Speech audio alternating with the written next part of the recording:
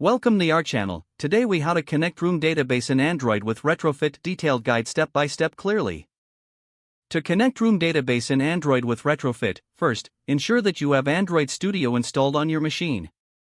Create a new Android project with an appropriate name. Open your project's build.gradle file and add the required dependencies for room and Retrofit. Sync your project to download the necessary libraries. Next, create a room database entity class to represent the data structure. Define the fields you need in the entity class and annotate it with entity. Specify a primary key for the database table using the @primary key annotation. Next, create a data access object or DAO interface. In the DAO, define methods for database operations such as insert, delete, and query. Annotate these methods with @insert, @delete, or @query as appropriate.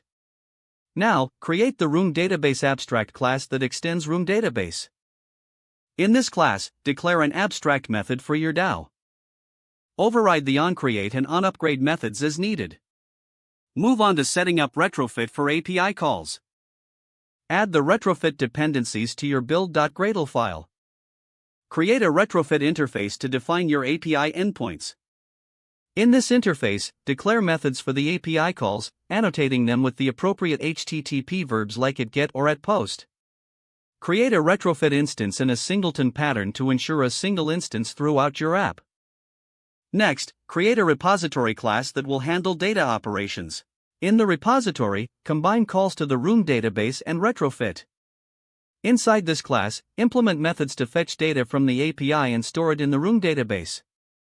Now, create a viewModel class to manage UI-related data. In your viewModel, create an instance of the repository. Use LiveData to observe data changes and update the UI accordingly. Finally, bind your viewModel to your activity or fragment. Make sure to observe LiveData in your UI to respond to data changes.